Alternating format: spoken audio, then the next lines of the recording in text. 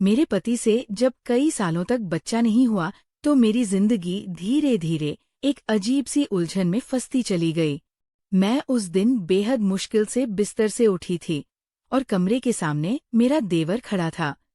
उसे देखकर मेरे होश जैसे उड़ गए थे, क्योंकि पिछली रात जो हुआ था उसने मेरे दिल और दिमाग दोनों को हिलाकर रख दिया था।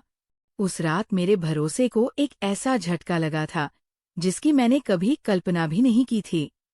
मुझे समझ ही नहीं आ रहा था कि आखिर मेरे साथ क्या हो रहा है और मेरे अपने लोग मुझे क्या छिपा रहे हैं। अक्सर लोगों की शादी के बाद 1 या 2 साल में ही घर में बच्चे की किलकारियां गूंजने लगती है, लेकिन हमारी शादी को 6 साल हो चुके थे और आज तक हमें औलाद की खुशी नसीब नहीं हुई थी।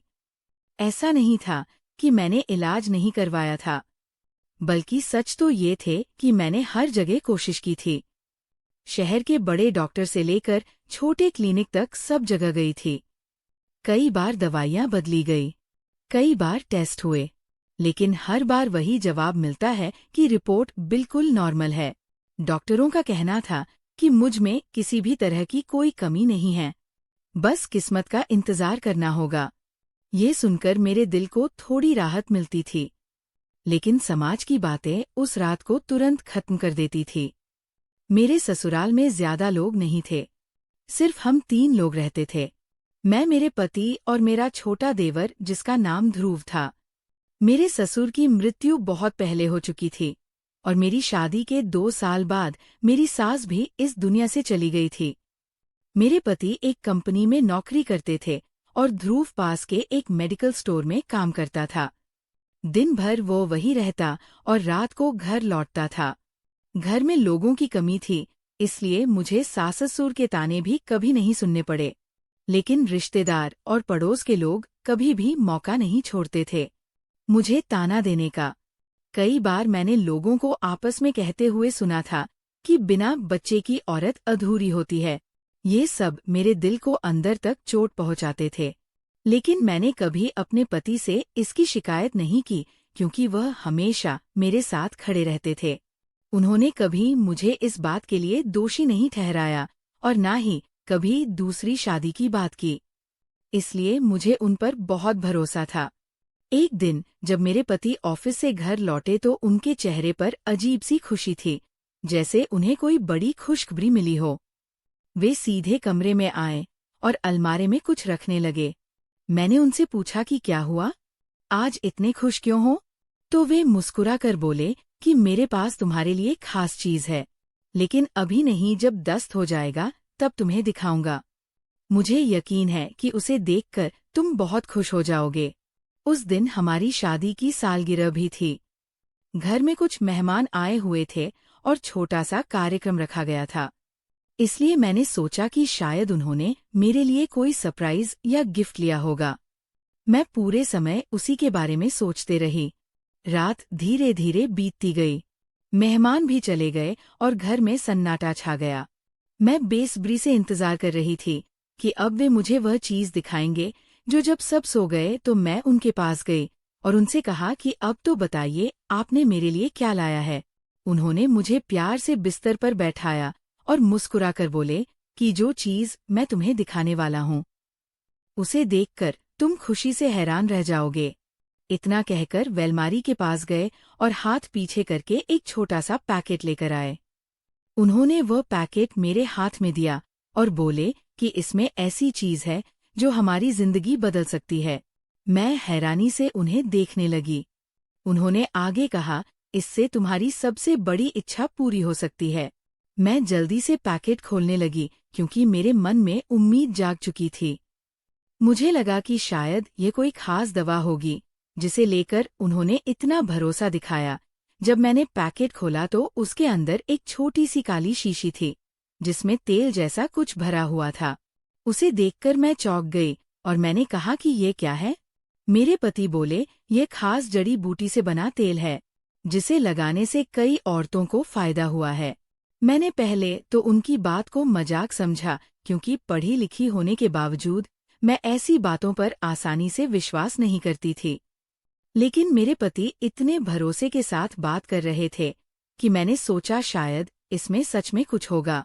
उन्होंने मुझे समझाया कि इसे हर रात सोने से पहले पेट पर लगाना और कुछ दिनों तक लगातार ऐसा करना है। मैंने ज्यादा सवाल नहीं किए क्योंकि मैं उन्हें नाराज नहीं करना चाहती थी। सच तो ये है कि जब कोई औरत सालों तक वहां बनने का इंतजार करती है तो वो हर छोटी बड़ी उम्मीद को बड़ा पकड़ लेना चाहती है। उस रात मैंने वही किया जो मैंने तेल को अपने पेट पर लगाया और चुपचाप लेट गई। थोड़ी देर बाद मुझे अजीब सी थकान महसूस होने लगी, जैसे शरीर अचानक बहुत भारी हो गया और धीरे धीरे मुझे नींद आ गई। अगली सुबह जब मेरी आँख खुली तो सूरज काफी ऊपर आ चुका था और शरीर में अजीब सी कमजोरी महसूस हो रही थी। तभी मैंने देखा कि ध्रुव मेरे कमरे में खड़ा है और उसके हाथ में वही शीशी है। मुझे उठते देख वह थोड़ा घबरा गया और बोला कि भाभी, मैं आपको उठाने आया था। आज आप काफी देर तक सो रहे हैं। भैया तो ऑफिस चले गए थे।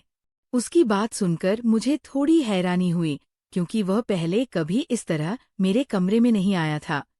लेकिन मैंने ज्यादा ध्यान नहीं दिया। उस दिन मैंने जैसे तैसे घर का काम किया और बात को भूलने की कोशिश की। लेकिन आने वाले दिनों में एक अजीब सा बदलाव महसूस होने लगा था। हर रात जब मैं वह तेल लगाती तो मुझे भारीपन और चक्कर जैसा महसूस होता था। कुछ दिनों बाद मेरी तबीयत और ज्यादा खराब रहने लगी, इसलिए डॉक्टर के पास गए। डॉक्टर ने मेरी जांच की और कुछ देर बाद जो खबर दी उसने मुझे पूरी तरह हैरान कर दिया। डॉक्टर ने कहा कि मैं मां बनने वाली हूं। ये सुनकर मेरी आंखों में आंसू आ गए, क्योंकि जिस खुशी का इंतजार मैं 6 साल से कर रही थी वो आखिरकार मेरे सामने थे। लेकिन उस खुशी के साथ मेरे मन में कई सवाल भी उठ रहे थे, क्योंकि मेरे पति पिछले काफी समय से काम की वजह से बहुत व्यस्त थे और हमारे बीच दूरी भी बढ़ गई थी। फिर अचानक ये कैसे हो गया? लेकिन उस समय मैंने उन सवालों को नजरअंदाज कर दिया, क्योंकि मां बनने की खुशी मेरे लिए सबसे बड़ी थी। घर लौटकर जब मैंने ये खबर अपने पति को दी तो बेहद खुश हो गए। उन्होंने मुझे गले लगा लिया और कहा कि देखो, मैंने कहा था ना, सब ठीक हो जाएगा। लेकिन उस समय मैंने ध्रुव के चेहरे की तरफ देखा तो वो कुछ अजीब सा लगा, जैसे उसके मन में कोई बात छिपी हो। कुछ दिन पहली बार मैंने दिल में हल्का सा शक पैदा हुआ, लेकिन मैंने उसे नजरअंदाज कर दिया क्योंकि मैं उस खुशी के पल को खराब नहीं करना चाहती थी। मेरी प्रेगनेंसी खबर पूरे घर में जैसे एक नई रोशनी लेकर आई थी। मेरे पति पहले से भी ज्यादा मेरा ख्याल रखने लगे थे। वे मेरे खाने पीने से लेकर दवाइयों तक हर चीज का ध्यान रखते थे। मुझे कहीं में अकेले जाने नहीं देते थे। ऐसा लगता था जैसे उन्हें मेरी हर साहस की चिंता रहने लगी है। मैं भी धीरे धीरे अपने मन में सवालों को भूलकर इस नए सफर को महसूस करने लगी थी। कई सालों के इंतजार के बाद मिली ये खुशी मेरे लिए किसी चमत्कार से कम नहीं थी। लेकिन कभी कभी मेरे दिल के किसी कोने में एक की सी बेचैनी भी उठ जाती थी, क्योंकि सब कुछ बहुत अचानक हुआ था। फिर भी मैंने खुद को समझाया कि शायद यही किस्मत का खेल होता है। कुछ चीजें इंसान को समझ से बाहर होती है। दिन बीतते गए और मेरी तबीयत में भी धीरे धीरे बदलाव आने लगे। कभी चक्कर आते, कभी बहुत ज्यादा थकान महसूस होती है, लेकिन डॉक्टर कहते थे कि सब सामान्य है, इसलिए मैंने भी चिंता करना ही छोड़ दिया। इस दौरान एक दिन मोहल्ले की एक औरत मेरे घर आई और उसने मुझसे कहा उसे भी उसी तेल के बारे में पता चला जिससे मुझे फायदा हुआ है। उसने कहा कि उसने सुना है कि उस तेल से कई औरतों को मां बनने की खुशी मिली है। उसकी बात सुनकर मैं चौंक गई, क्योंकि मैंने कभी किसी से उस तेल के बारे में बात नहीं की थी। मैंने उससे पूछा कि उसे ये बात किसने बताई, तो उसने कहा कि पूरे इलाके में अब उसी तेल की चर्चा हो रही है और वह मेडिकल स्टोर जहां दर वो काम करता है अब बहुत मशहूर हो गया, क्योंकि वहां से लिया गया तेल कोई औरतों के लिए उम्मीद बन गया है। उसकी बात सुनकर मेरे मन में अजीब सा एहसास हुआ। मुझे समझ नहीं आया कि मुझे खुश होना चाहिए, हैरान, क्योंकि मैं खुद भी ये नहीं समझ पा रही थी कि आखिर वो तेल सच में कोई खास चीज थी या सिर्फ एक सहयोग। धीरे धीरे मैंने देखा कि मोहल्ले की कई औरतें उसी मेडिकल स्टोर की बात करने लगी थी। कुछ कहती थी कि उनकी तबीयत अचानक ठीक हो गई और कुछ कहती थी कि उन्हें भी उम्मीद की किरणें नजर आने लगी है। ये सब सुनकर मेरे मन में कई सवाल उठने लगे, लेकिन मैं किसी से खुलकर कुछ नहीं कह पा रही थी, क्योंकि मेरे लिए सबसे जरूरी समय मेरी प्रेगनेंसी थी। उस समय गुजरता गया और मेरी प्रेगनेंसी को 3 महीने हो चुके थे। मेरे पति पहले से ज्यादा खुश रहने लगे थे, लेकिन उसी दौरान मैंने ध्रुव के व्यवहार में एक बदलाव महसूस किया। पहले वह मुझसे हंसी मजाक करता था, लेकिन अब वह मुझसे नजरें चुराने लगा था। कई बार जब मुझसे बात करने की कोशिश करती तो वो जल्दी से वहां से निकल जाता था। शुरू में मैंने सोचा कि शायद वह किसी काम की वजह से परेशान होगा, लेकिन वह ये दिन प्रतिदिन बढ़ती जा रही थी। एक दिन मैं किचन में खड़ी थी और पानी पीने के लिए कमरे की तरफ गई। तभी मैंने देखा कि इधर अलमारी के पास खड़ा कुछ ढूंढ रहा था। मुझे देखते ही वो घबरा गया और तुरंत बाहर चला गया।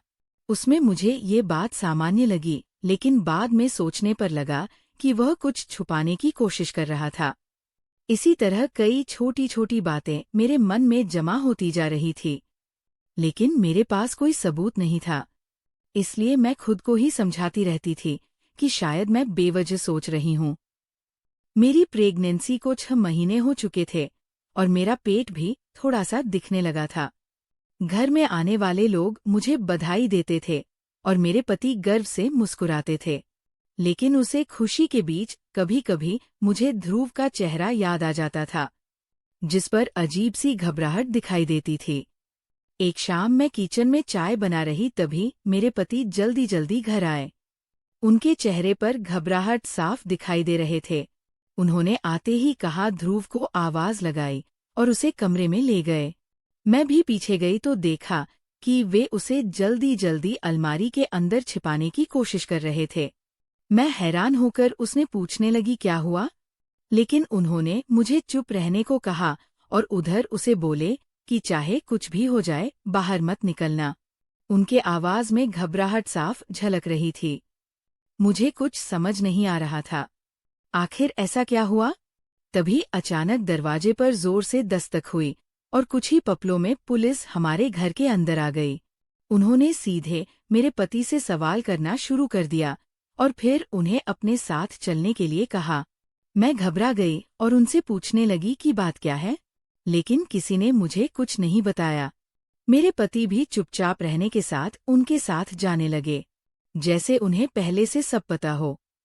मैं रोते हुए उनसे पूछती रही आखिर उन्होंने क्या किया, लेकिन मैं बिना कुछ बोले पुलिस के साथ चले गए।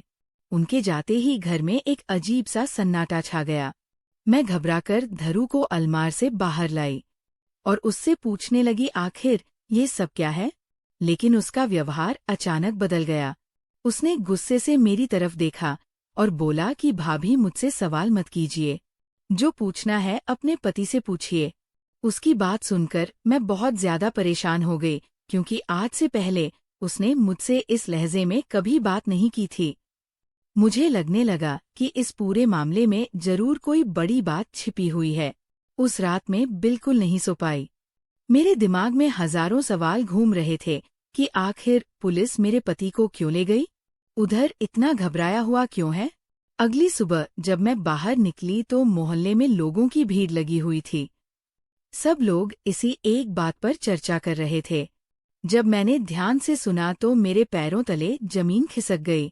लोगों का कहना था कि जिसमें मेडिकल स्टोर से वह तेल मिलता था, वहां पर पुलिस ने छापा मारा और वहां कुछ गैर कानूनी काम होने की बात सामने आई। ये सुनते ही मेरे दिल को धड़कन तेज हो गई, क्योंकि उस दुकान से वह तेल आया था जो मेरे पति मुझे देकर आए थे। उसी समय मुझे एहसास हुआ कि शायद इस पूरे मामले का संबंध हमारे घर से भी हो सकता है। मैं घबराकर घर लौटी तो पूरे दिन सोचती रही कि आखिर सच्चाई क्या है। तभी शाम को मैंने देखा कि ध्रुव चुपचाप घर के अंदर गया और उसके हाथ में एक बैग था जिसमें मैं छिपाने की कोशिश कर रहा था। उसे देखकर मेरे मन में शक और भी गहरा हो गया, क्योंकि उसका चेहरा साफ बता रहा था वह किसी बड़ी परेशानी में है। वो जल्दी जल्दी अपने कमरे की तरफ गया और दरवाजा बंद कर लिया। उस पल मेरे मन में एक ही सवाल घूम रहा था कि आखिर उस बैग में ऐसा क्या है जिसे वह मुझसे छिपाना चाहता है। मुझे लगने लगा कि शायद उसी बैग में वह राज छिपा है जो मेरे पति को बेगुनाह साबित कर सकता है।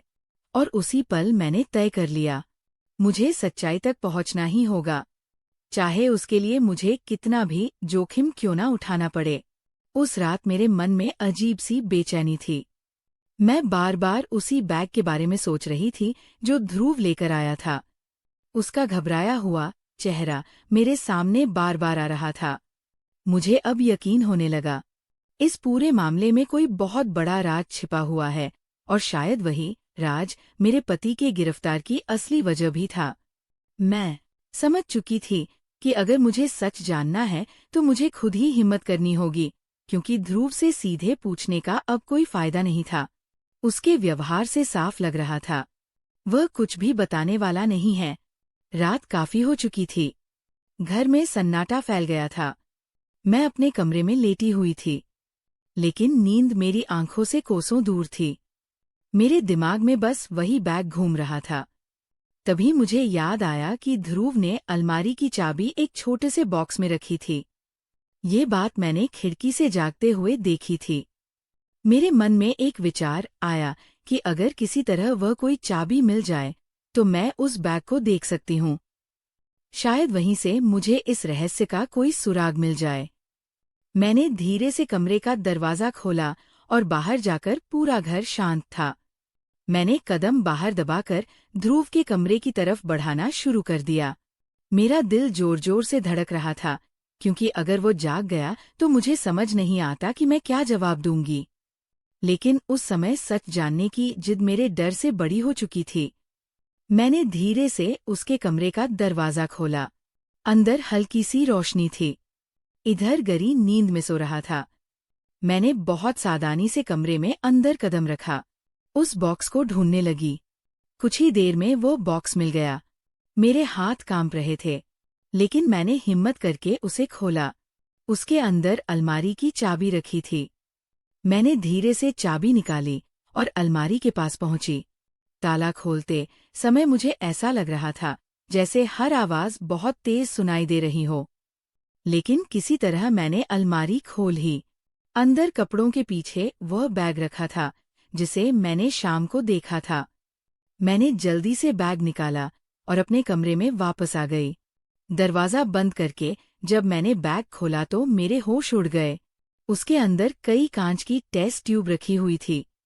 कुछ कागज भी थे और कुछ छोटे छोटे डिब्बे थे जिन्हें देखकर मुझे कुछ समझ नहीं आया। मैं सब देख पूरी तरह हैरान रह गई, क्योंकि ये सब चीजें किसी साधारण काम की नहीं लग रही थी। मेरे मन में डर भी था और शायद जी का भी। मुझे लगा कि शायद ये वही चीज है जिसकी वजह से पुलिस मेरे पति को लेकर गई है। उस हालत में बिल्कुल नहीं सो पाई। मैं बस यही सोच रही, आखिर ये सब क्या है और इन चीजों को उस तेल से क्या संबंध है। सुबह होते ही मैंने एक फैसला किया। मैंने वह बैग उठाया और सीधे पुलिस स्टेशन चले गए, क्योंकि मुझे लगा कि सच जानने का यही एक रास्ता है। पुलिस ने जब वो बैग देखा तो उन्होंने तुरंत उसे अपने कब्जे में ले लिया और मुझसे कई सवाल पूछने लगे। मैंने उन्हें सारी बातें सच बता दी और ये बैग मुझसे ध्रुव के कमरे में मिला। पुलिस ने उन टेस्ट ट्यूब को जांच के लिए लैब में भेज दिया और कहा कि जल्दी सच्चाई सामने आ जाएगी। उसी दिन उन्होंने ध्रुव को भी पूछताछ के लिए बुला लिया। मेरे मन में डर था, लेकिन साथ ही एक उम्मीद भी थी। शायद अब मेरे पति की बेगुनाही साबित हो जाएगी। अगले कुछ दिन मेरे लिए बहुत भारी, हर पल मुझे किसी खबर का इंतजार रहता था। आखिरकार एक दिन पुलिस ने मुझे बुलाया और बताया कि जांच में कुछ चौंका आने वाली बातें सामने आई। उन्होंने कहा उन टेस्ट ट्यूब का इस्तेमाल एक गैर कानूनी तरीके से किया जा रहा था। इस पूरे मामले में कई लोग शामिल थे। ये सुनकर मेरे पैरों तले जमीन खिसक गई, क्योंकि मुझे समझ नहीं आ रहा था कि ये सब कैसे हो सकता है।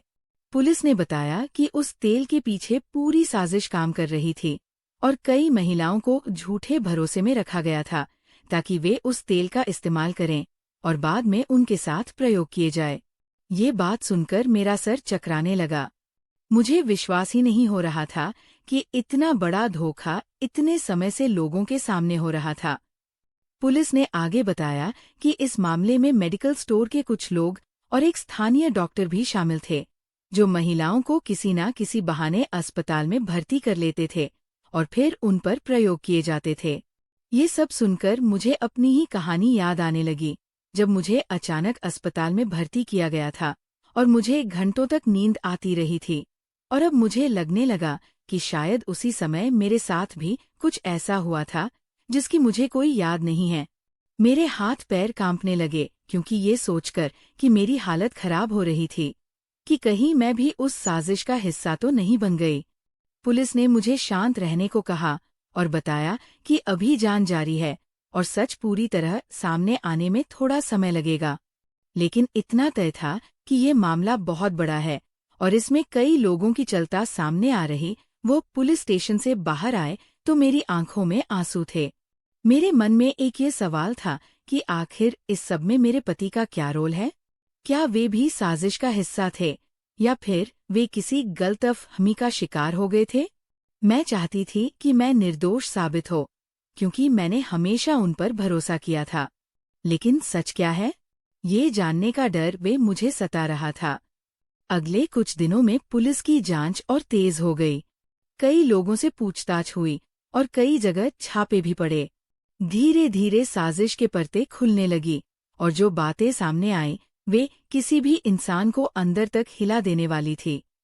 मुझे एहसास होने लगा था कि जिस सच्चाई के करीब मैं पहुंच रही हूं, वह शायद मेरी जिंदगी को हमेशा के लिए बदल देने वाले। कुछ दिनों बाद पुलिस ने मुझे फिर से स्टेशन बुलाया। उस दिन मेरे दिल की धड़कन पहले से भी ज्यादा तेज थी, क्योंकि मुझे लग रहा था आज से शायद जब पूरी सच्चाई सामने आने वाले मैं वहां पहुंची तो देखा कई लोग पहले से ही बैठे हुए थे। कुछ पुलिस अधिकारी फाइलों में व्यस्त थे और माहौल बहुत गंभीर था। थोड़ी देर बाद एक अधिकारी मेरे पास आए और मुझे कमरे में बैठने के लिए कहा। उन्होंने बहुत शांत आवाज में कहा कि जांच लगभग पूरी हो चुकी है और अब कई बातें सियाह हो चुकी है। मैं घबराई हुई थी, लेकिन फिर भी मैंने हिम्मत करके उनसे पूछा कि मेरे पति के बारे में क्या पता चला? क्या वे निर्दोष है?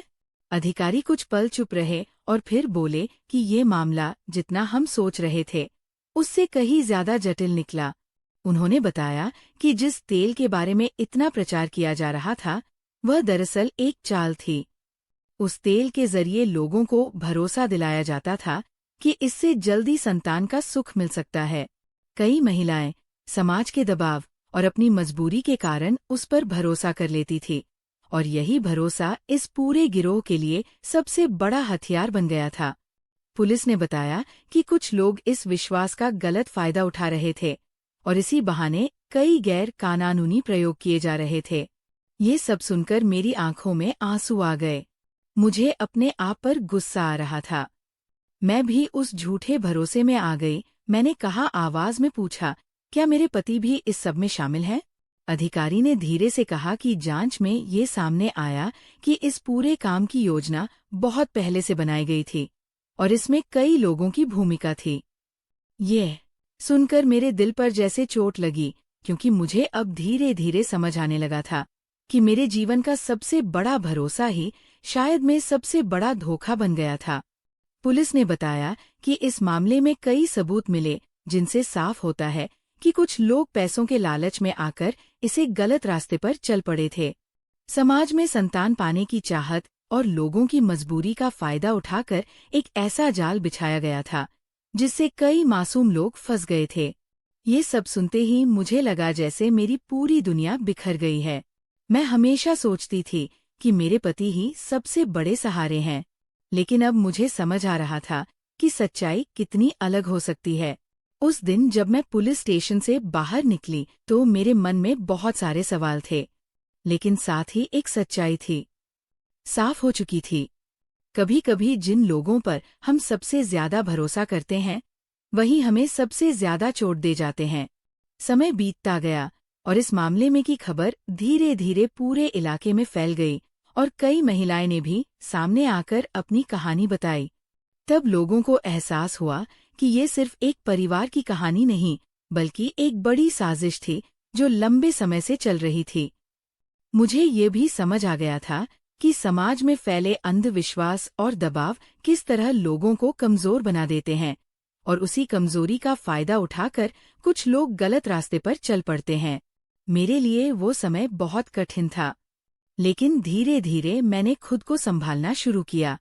मैंने तय किया कि मैं अपने जीवन को इस तरह दर्द में डूबने नहीं दूंगी, बल्कि इससे कुछ सीखूंगी। मैंने ये समझ लिया कि किसी भी इंसान को सिर्फ इसलिए दोषी महसूस नहीं करना चाहते क्योंकि उसके जीवन में कोई कमी है। हर इंसान की जिंदगी अलग होती है और हर किसी की खुशियां का रास्ता भी अलग होता है। अगर उस समय समाज का दबाव इतना ज्यादा होता तो शायद मैं भी इतनी जल्दी किसी चमत्कारी व्यवहार पर भरोसा नहीं करती। आज जब मैं पीछे मुड़कर देखती हूँ तो मुझे लगता है कि जिंदगी ने मुझे एक बहुत बड़ा सबक दिया है।